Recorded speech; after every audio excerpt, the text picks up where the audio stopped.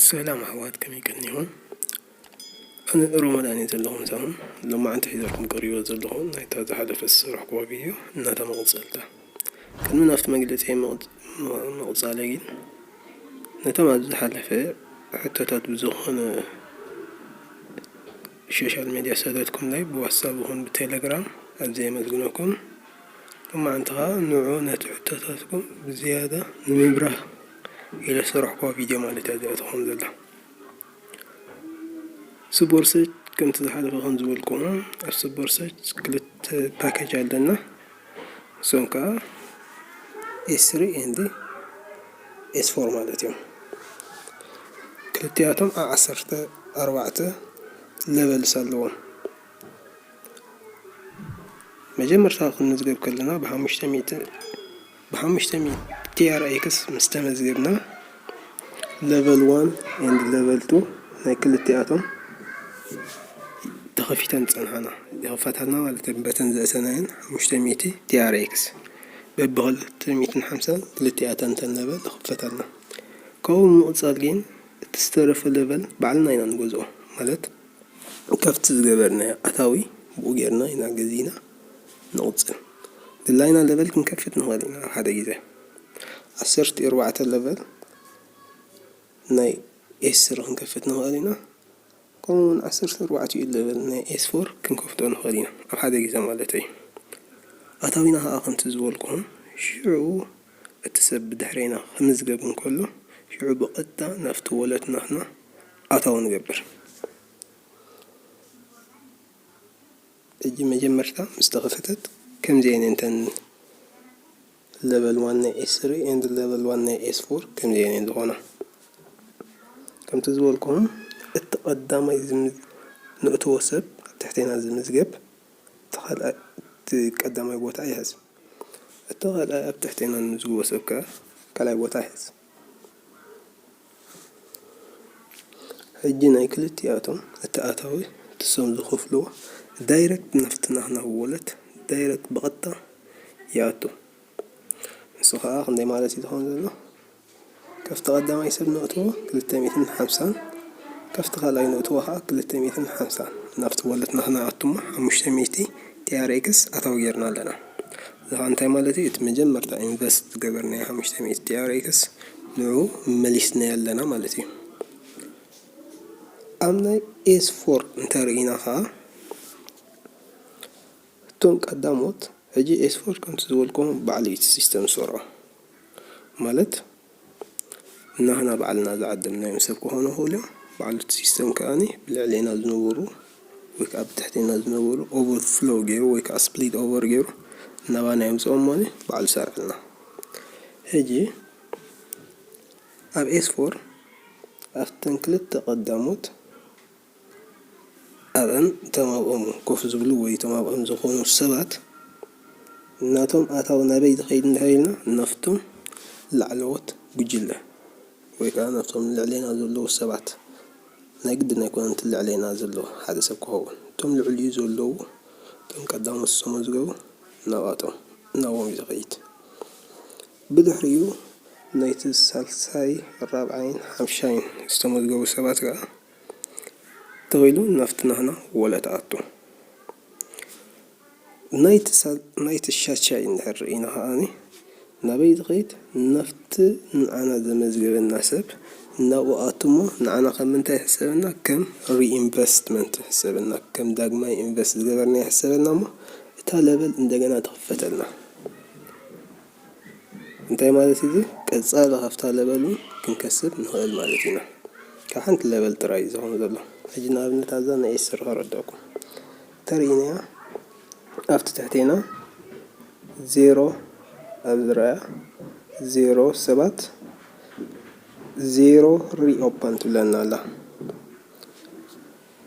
إذا يوم سبت سلسة مسكون أبزخ ديك تصحف لناي سلسة سبت تصحف لناي ري أوبن كان ديك تصحف لناي حدا جيزة نمتاي سلسة يسب مسمسخة حدا جيزة ري أوبن جركي علىها ما نتي داك ما كيفتكي علىها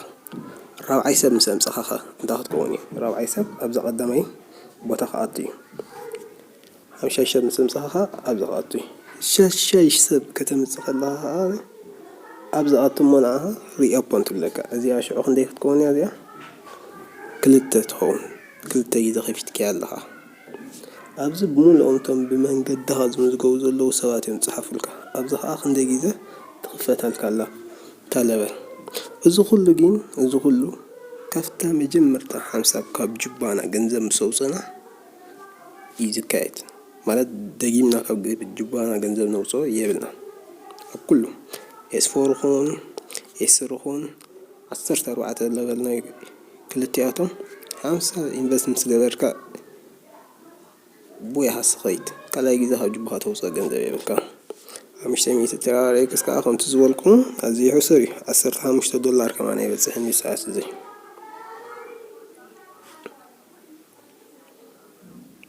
ናይቲ ለቨል ከዓ ናይ ክልቲኣቶም ከዓ እንታይ እንዳኾነ እዩ ዝኸይድ እቲ ለቨል ዕፅፊ እንዳኾነ እዩ ዝኸይድ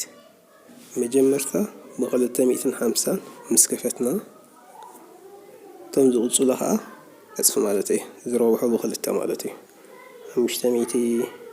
1000 2000 4000 8000 632 እንዳበለ ዕፅፊ እንዳኾነ ይቕፅል ናይ ክልቲኣቶም ማለት ናይ ኤስ3 ይኹን ወላ ናይ ኤስ4 ከምኡ እንዳበለ ይቕፅለልና ማለት ካብኡ ንቕፀል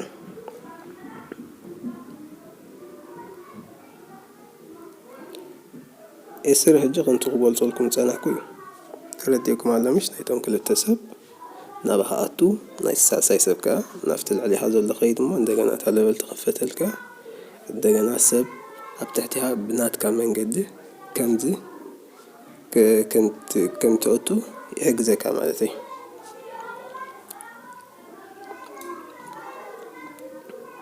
ናይ ኤስ4 ከዓ ከምኡ ማለት እዩ ከምቲ ዝገለፅኩልኩም ኤስ4 ከዓ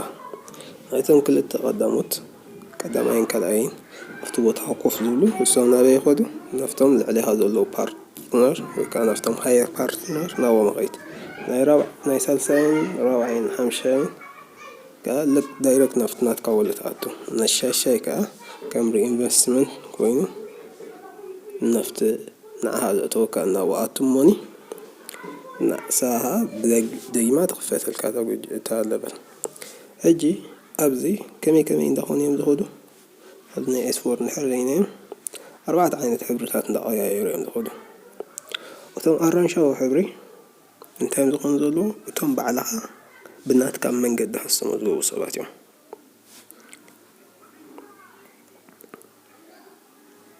እቶም ብጫ ከዓ ነቲ ዝዓደሞም ሰብ ዝሰዓረዎ ወይ ዝቕደምዎ ማለት እዮም ከመይ ማለት እዩ ሕጂ ዓዲሞ ምሽ ፀንሕ ንሱ ግና ንሱ ብዝኾነ መንገዲ ይዱንጊ ንሶም ሕጂ እንታይ ይኾኑ ልዕሊኡ እቲ ለበላት ገዝኦ ሽዑ እሱ ዘእትዎም ኣክንዲ ካብኡ እቲ ለበል ገዝኦ ወይ ተኣታዊ ኣክንዲ ናብኡ ዝኸይድ ነመን ኸይድ ኣሎ ማለት እዩ ናፍቲ በዓል ዝዓደሞም ዝቕደምዎ ሰባት ይኸዱ ናቶም ሕጂ እንታይ ይህበካ ብጫ ሕብሪ ይህበካ ናይቶም ብላዕሊ ከዓ ጀርበብ ኢሎም ዝመፁ ብላዕሊ ጀርበብ ክብለካ ከለኹ ከመይ ዝኾን ዘሎ እቶም ልዕሊኻ ዘለዉ ሰባት ፅቡቕ እሞ ሰርሑ ብዙሕ ሰብ ይህልዎም ሕጂ እቶም ብዙሓት ሰባት እንታይ ይኾኑ ሲስተም ባዕሎም ፋሕ እንዳበሎም ኸይዱ እሞ ካብኦም ዝመፅኻ ሰማያዊ ሕብሪ ይህበካ ሰማያዊ ሃሳስ ሕብሪ ይህበካ ብትሕቲኻ ዘለዉ ሰባት ከዓ እቶም ብትሕቲኻ ዘለዉ ጉጅለታት ድሕሪ ሃሰሞ ዝገቡ ማለት እዮም ዝኸዱ ዘለዉ እሶም ከዓ ፅቡቕ ሰርሑ ምስ ጀመሩ ከዓ ካብኦም ከዓ ሓመዳዊ ሓሙኽሽታዊ ሕብሪ ይመፀካ እስኻ እንታይ ይበሃል ኦቨርፍሎ ይበሃል ማለት እዩ በዚኣቶም ሕብርታት እንዳተቐያየሩ እዮም እዚኦም ዝኸዱ ሕጂ እዚኣ ከዓ ንርኣያ እንቲኣ ትርዳእና ንኣብነት ንስኻ ኣብ ዘለኻ ልዕሊኻ ዝዓደመካ ሰብ ኣሎ እናትካ ኣፕላይን ማለት እዩ ትሕቲኻ ከዓ ተእትዎም ሰባት ኣለዉ እናትካ ዳውንላይን ማለት እዩ ሕጂ እቶም እቲ ናትካ ኣፕላይን ከምኡ በቲ ካይዳ ክቲ እንታይ ክገብር እዩ ሰለስተ ሰብ ድዩ ገለ ክእቱ እዩ ንስኻ ኣብ መንጎኦም ኣለኻ ሕጂ ሰለስተ ሰብ ምስ እተኻ እቲ ክፍሊት ናይ ሳልሳይ ሰብ ናበይ ዝኸይድ ንብሎ ዘለና ናብኡ ኸይድ ኣሎ ንብሎ ኣለና እጅዝ እንታይ ማለት መንገዲ ሃገር ስለ ዝኸይድ ዘሎ እሳ ዳግማይ ከም ኢንቨስት ገበርካ ዳግማይ ከም ዝኸተትካ ያሰበልካ ሞ ንኣኻ ኣብ ትሕቲኣ ብዙሓት ሰባት ከም ትእቱ ይገብረካ ማለት እዩ። በቃ ሕጂት ልክ ኣብቲ ዌብሳይት ከመይ ከም ዝመስል ክንሪኦ ኢና። መጀመርታ ምስ ከፈትና ኣብቲ ዌብሳይት ከም ዝመስል መልክዕ ከተበና ኣብዚ ሕጂ እንድሕርኢና ኣለና ኣብዚ ኣፊላት ሊንክ ዝብለና ዘሎ ንስቲ ሊንክ ናትና ማለት እዩ። እቲ ሰብ ንዕድመሉ ንዑ ኮፒ ብምባል ኢና ናብቲ ሰብ ንሰዶ ሞ እቲ ሰብ ብመንገድና ምዝገብ ይኽእል። ኮድ ከዓ እቲ ኣይዲ ከዓ ኣለና ኣይዲ ከዓ ምስ ተዓደልና ከምዚ ባዕሉ ንሪኦ ዘለና ኣይዲ ዝብል ዘሎ ከምኡ ከዓ ክወሃበና እዩ። ንሱ ከዓ ንመረጋገፂ ናብቲ ሰብ ንሰዶ ናትካ ምዃኑ እቲ ኣፊላት ሊንክ ንኽፈልጥ ማለት እዩ። ኪዑ ምስ ቀፀልና ኣብዚ እንታይና ንርኢ እቲ ኤስር ንሪኦ ኣለና። ንኣብነት ሕጂ ኣብዚ ኣብ ትሕተይ ክንደይ ኣለዉ ክልተ ሰብ ኣለዉ ክልተ ኢላ ፅሒፋቶም ኣላ ኣብዚ ክንደይ ግዜ ሪኦፖን ገይረያ 0 ዳግማይ ኣይከፈትኳን ስለዘይተኸፈተት ባዕሉ ኣውቶማቲክ እዩ ዝኽፈት። ሳልሳይ ሰብ ምሰብትኻ ሪኦፖን ከም ዝገበርከ ኣብዚኣ ሓደ ትፅሓፈልካ 4ይ ሰብ ምስ ኣምፅኻያ እዚኦም 4 ክኾኑልካ ከምኡ እንዳበለ እዩ ዝኸይድ ባዕሉ ኣውቶማቲካሊ እዩ። እዚኣ ሕጂ ከም ኣብነት ናይ ሓደ ሰብ እያ። ኣብዚ እንድሕርኢናዮ ክንደይ ሰብ ኣብ ትሕቲኡ ተመዝጊቦም ኣለዉ 2355 ሰባት 785 ግዜ ከዓ ሪኦፖን ገይርዋ ለቨል 1 ማለት እዩ። ተንካላት ለቨል ከዓ ትሪእዎን ኣለዉ። ንኣብነት ለቨል 4 እንድሕርኢና 40 ሰብ ኣለዉ 3 ግዜ ሪኦፖን ገይርዋ። ሕጂ ከምኡ እንዳገበርካ ኢኻ ትኸይድ ካብ ሓንቲ ለቨል ብዙሕ ግዜ ኢኻ ትኸስብ 1000 ግዜ ገለ ኢኻ ትኸስብ። ኣብዚ ናይ ኤስ4 እንድሕርኢና ኣብዚ ንሪኦ ኣለና ብጫ ሕብሪ ኣሎ ኣራንሻዊ ሕብሪ ኣሎ። እዚ ከዓ እንታይ ማለት እዩ ከምቲ ዝበልኩም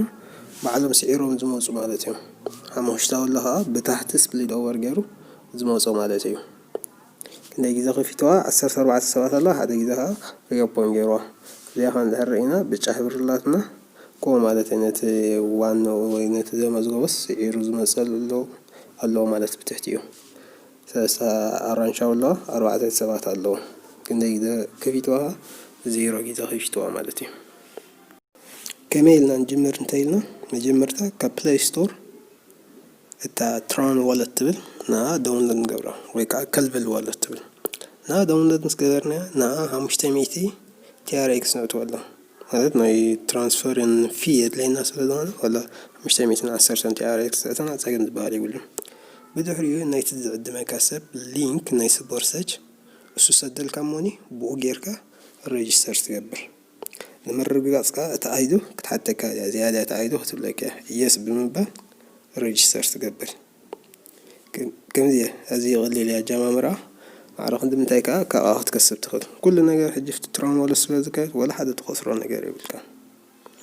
ኦኬ ቴንክ ዩ። ንዝያዳ ሓበሬታ ኣብ ቴሌግራም ይኹን ኣብ ዋትስኣፕ ክትረኽቡን ትኽእሉ ኢኹም።